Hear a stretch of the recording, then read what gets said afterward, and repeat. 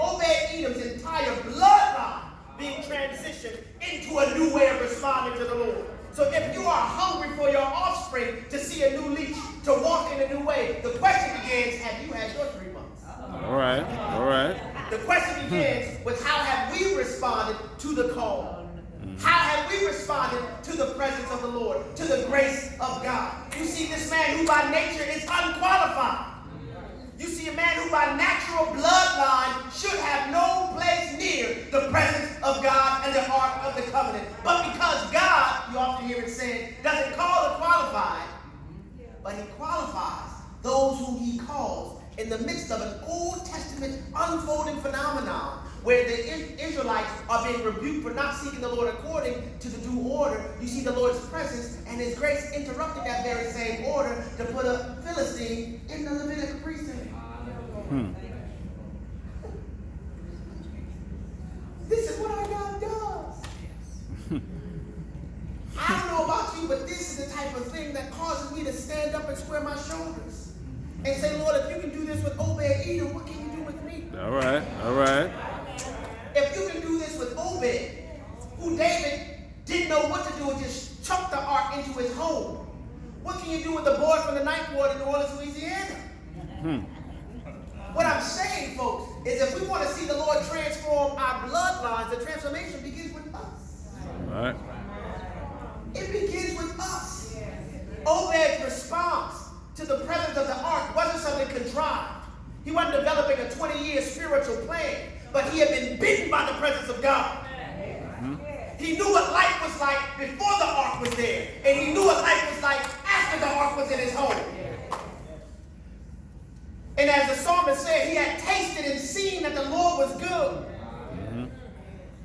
And he said, I can't get enough of this. I know I don't belong in the priesthood, but I got to get close to the door. So he starts off at the door.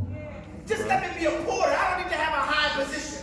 I don't need to be recognized by men. I don't need other people to see me. Just let me carry around the stuff that's necessary for the temple, that's necessary for the tabernacle at this time. And then approaching the tabernacle and not being rebuked, he said, well, let me press it a little more. Because though I know these people want to prohibit me, the presence that I experienced for the last 3 months supersedes their prohibitions. So I'm going to make my way. If I can use my sister's tambourine, I'll play it right now. I know I don't belong along with the singers that are born into the Levitical family, but pass me a lyre. Pass me a harp. Pass me a stringed instrument. And then moving from there to say, if I can't go all the way in, just let me stand right outside the door. This is the picture of one who is hungering and thirsting after righteousness. And the Bible tells us those who hunger and thirst, not maybe, not possibly be, says they shall be filled. All right. Shall be, that is a promise. This is why the Lord has cured me from the predilection to look at things through my natural eyes. I've seen too much of the King of Glory to allow the world to shade my vision. When men say it's impossible, I say that's who our God is by nature. Miracles are simply the evidence of who God is brought to bear on our fundamental reality. Which causes me to have an expansive vision of the King. And you'll notice that in chapter 26, before they start talking about Obed's sons, he names all 7 or 8 of Obed's sons, and then says, for the Lord has blessed him. Now, the Lord already told us that Obed was blessed, but he's particular in noting that an evidence of his blessing is by his many sons. Which what I've said repeatedly, that you search the scripture, you won't find the Lord referring to children as anything but a blessing. And that's why I consider myself blessed to roll around with my starting 5 in my life. But looking at this, when you see that it is the hunger that Obed-Edom has after the 3 months, it should cause us to have a recalibration and focus. Because remember, the ark was in Israel for 20 years and they didn't seek it. 20 years. Never considered it. Never saw it. The priests had become so callous to where they weren't even aware of the requirements. Though the Bible says, oh Lord, how I love thy law is my meditation day and night. But even the priests were not found meditating. Now, in the New Testament, the Lord calls all of us, who he has called into his marvelous light, a generation of kings and priests, a new genomes. But my question for us is, have we allowed the ark to go stale for the last 20 years on our watch? One of the primary ways we can know is how we approach our prayer lives. I might have to hide behind this thing for a second. Because what you truly believe about God is made evident in your prayer. If you believe that you have a God who yearns to hear your prayer, and a God who answers prayer, if you really believe that, it probably wouldn't be, in a case of emergency, break glass type of phenomenon. The all too often phenomenon is that we explore and exhaust our natural means. We call Uncle Bubba, Aunt Buddy. We try to find everything else we can find, and then after we run out of all of our ideas, then we say, well, I guess now I'll pray. Y'all know I'm telling the truth. The question that I have is, if that is a description of your prayer life, what does that say of your belief in your God? Because if you believe him to be who he says he is, and as he describes himself in Scripture, there is no way we would allow alternative results or alternative resorts to come to the fore before him. All right. Yes, Lord. Yes, Lord. Not so. And one of the things that I try to live by, first of all, and convey secondarily, is that the Bible tells us we walk by faith and not by sight. But that's not because we don't see anything. It's not that we don't see anything. Faith doesn't require us to deny reality. Faith persists in light of reality. Yes, we see, but we're not moved by what we perceive with these optical lenses. That's what Obed-Edom was demonstrating for us. You think he didn't know he didn't belong near the ark? He knew.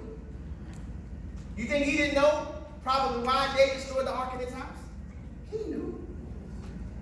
But those 3 months did something. Those 3 months did something to him.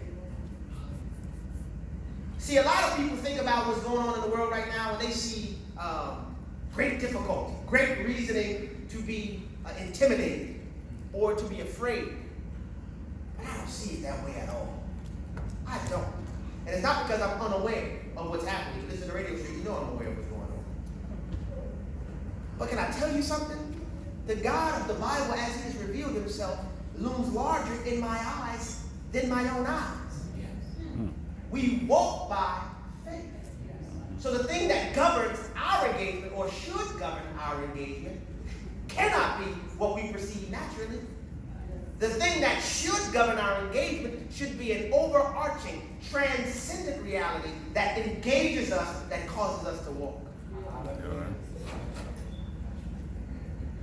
But you can have two different people that profess to be in the same family of God, but have two completely different perspectives.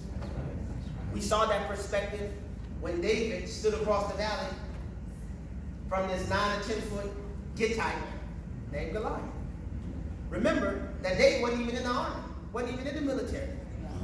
And when he approached the valley, all the trained warrior Israelites were running the opposite way. But as they ran the opposite way, David stood and said, well, hold up. What's going to be done for the man that slays this? And this is what I love. David never once refers to Goliath as a giant. Not once. Search the scriptures. He never refers to him as a giant.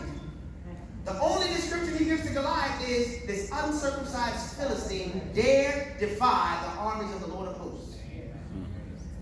Two different camps of people seeing the exact same thing, two different responses. Two different responses. I would submit to you that the perception of our God will be forged and shaped in that 3 months.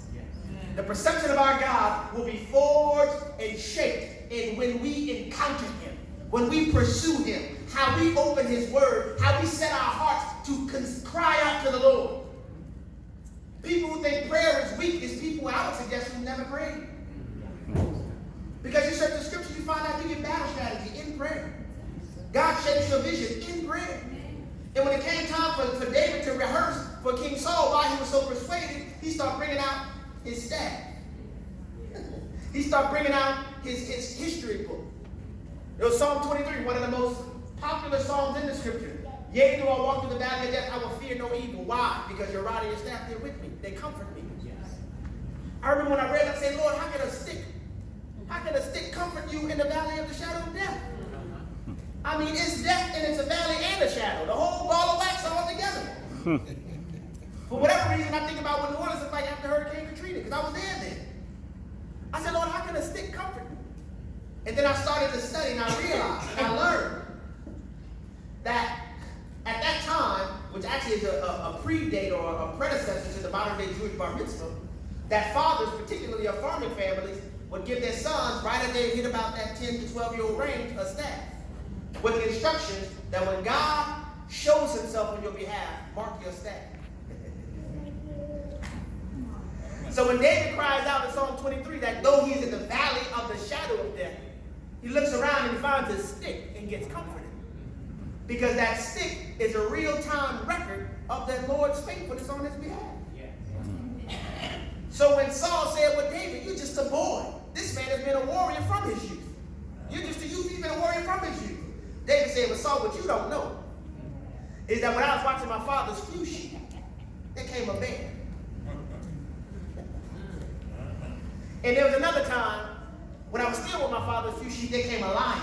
Well, and he turned on me. See, he'd have been all right if he just like the sheep, but he turned on me. And I dealt with that lion just like I dealt with that bear. And Saul, this day, that uncircumcised Philistine will be in my hands just like that lion and bear. And you even read the account further. Saul tried to put his armor on David. David said, nah, I can't go with these. Why? I got tested them. Don't be surprised that as you pursue the things of God, the world try to put its own suit on you. Which should bring the immediate question, wait, Saul, you ain't trying to fight Goliath, so why should I take your armor? You're a spectator, but want me to use your suit. I'll pass. But when David goes to confront Goliath, the Bible says, first of all, that David charged him. And when he did so, he had what with him? His staff. That same staff. That staff caused Goliath to even mock him even more. Who are you? Am I a dog? Would you come after me with sticks? Because what was a stick to Goliath was a history of God's faithfulness to David. Yes, come on. Goliath didn't realize that that wasn't just a stick. That stick was a reminder to shape his vision. But can I tell you, there would never have been a confrontation with Goliath if there had not been the bear and the lion. And the bear and the lion transpired when no one else was around. In anonymity. So when we see the Goliath of our day approaching us, and we want to respond like David, the question, again, that I'm asking is, have you had your Goliath? Had your bear and your lion? Those things happen in private. And they begin with a prayer life that is lit by the revelation of who God is. When you consider who he is and the full expansiveness of his glory and his grace that we say today of being so amazing. That type of reality doesn't allow for a cold prayer closet. That type of reality doesn't allow for a casual approach to the things of God. That type of reality doesn't allow us to consider the Lord of glory, who spoke all that we see into existence, having none better to swear by. He swore by himself, donned an earth suit, invaded human history, and made up the chasm that none of us can make up on our own behalf. The fundamental reality that we see through David and we see through Obed-Edom is that the Lord is faithful to his word. Those who hunger and thirst after righteousness shall be filled. Shall be filled. Shall be filled. So if we are dry and we're a little bit curmudgeonly, the invitation tonight is to reapproach the 3 months.